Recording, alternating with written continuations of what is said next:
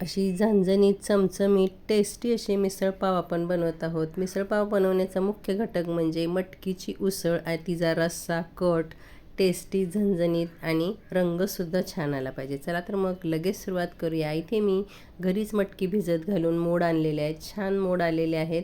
आपण मटकी निवडून साफ करून वगैरे घ्यायची आहे. सुरुवातीला आपण त्याचा मसाला बनवूया. पॅनमध्ये मी 2 चमचे धने, 1 चमचा जिरं आणि 2 दालचिनीचे तुकडे, 2 लवंगा, 2 काळी मिरी आणि 1 स्टार फूल घेतलं आहे, चक्री फूल घेतलं आहे. ते आपण सगळं भाजून घ्यायचं आहे. ते काढून त्याच्यामध्येच लाल मिरच्या मी 3-4 टाकल्या आहेत. त्याच्यामध्ये सुक्या खोबऱ्याचे पातळ काप टाकूनसुद्धा सगळं छान गरम करून घ्यायचं आहे. थोडंसं तांबूस होईपर्यंत खोबरं छान भाजून घ्यायचं आहे. आणि भाजलेले धने, जिरे आणि खडे मसाले ह्यात एकत्र टाकून पॅनमध्येच ठेवायचं आहे आणि नंतर आपण ते वाटून घ्यायचं आहे. थंड झालं की मिक्सरच्या भांड्यात टाकलं आणि त्यामध्ये थोडंसं मीठ टाकून वाटून घेतलं आहे. हा जर मसाला जास्त वाटत असेल, तुम्ही रस्सा कितपत बनवणार आहे त्या प्रमाणात मिक्सरच्या भांड्यात ठेवायचं आहे. त्यामध्ये 1 चमचा मी लाल तिखट, थोडेसे कोथिंबीरचे देठ आणि कोथिंबीर टाकले आणि थोडंसं पाणी टाकून आपण हे वाटण करून घ्यायचं आहे.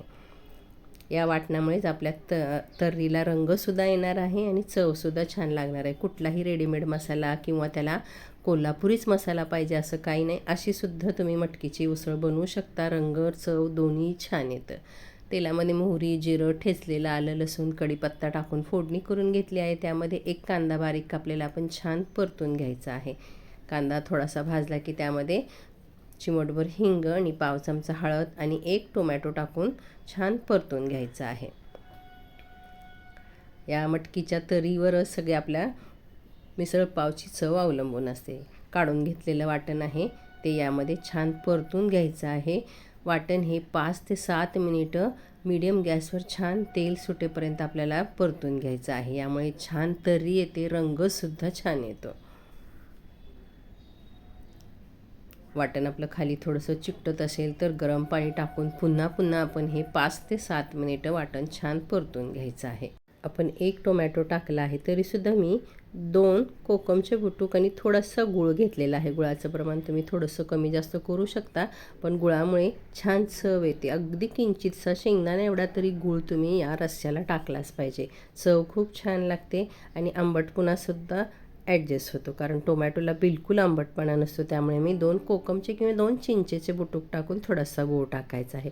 वाटण छान परतून झालं की त्यात आपण निवडून घेतलेली मटकी आहे ती टाकून छान मिक्स करून घ्यायचं आहे. मटकी खूप टाकायची नाही, आपल्याला रस्सा भरपूर हवा आहे. त्यामुळे मटकी प्रमाणातच टाकायची, कारण नाहीतर रस्सा नाही मिळाला तर आपल्याला तर्री मिळणार नाही. त्यामुळे खूप मटकी न टाकता मटकीचं प्रमाण कमी ठेवून रस्सा भरपूर करायचा आहे. गरम पाणी भरपूर टाकून छान मटकी शिजवून द्यायची आहे. मिक्सरच्या भांड्यात पाणी टाकून घेतलं होतं ते याच्यामध्ये टाकून सगळं वाटपसोबत मटकी छान परतून घ्यायची आहे.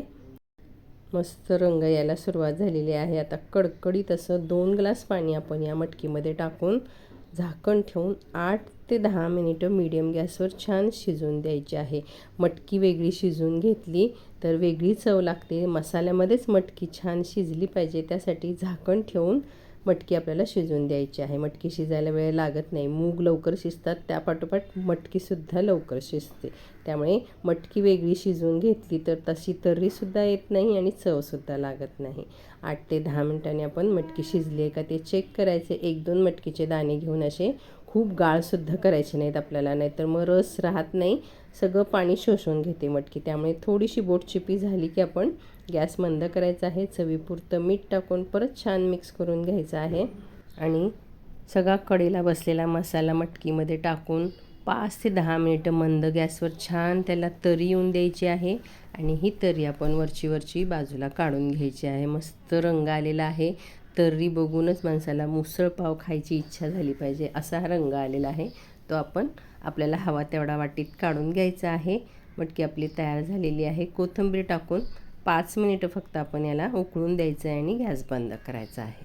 मस्त या पावसाळ्यात अशी झणझणीत मटकी बनवा, रस्सा बनवा छान आणि मिसळपाव खा. बाकी काहीच करायचं नाही आपल्याला. मिसळपाव बनवण्यासाठी पाव बाहेरून आणणार आहोत. बारीक कांदा कापून घ्यायचा आहे आणि फरसाण टाकायचं. एका प्लेटमध्ये मी उसळ, रस्सा छान तर्री आलेली काढून घ्यायची आहे. वरती फरसाण टाकायचं आहे. त्याच्यावर कांदा, कोथिंबीर टाकून घेऊन वरून थोडंसं लिंबू पिळून घ्यायचं आहे. मस्त असं या पावसाळ्यात मिसळपावचा आस्वाद घ्या. कोणताही खास मसाला असेल तरच मिसळपाव बनवू शकतो असं नाही, तर हा थोडासा इन्स्टंट मसाला बनवा. मस्त अशी तर्रीदार मटकीची उसळ रस्सा बनवा. मिसळपावची मजा घ्या. कशी वाटली आजची रेसिपी जरूर कमेंट करा. रेसिपी आवडली असेल तर लाईक करा. चॅनलवर नवीन असाल तर सबस्क्राईब करा आणि आपल्या मित्रमैत्रिणींसोबत ही मिसळपावची रेसिपी जरूर शेअर करा.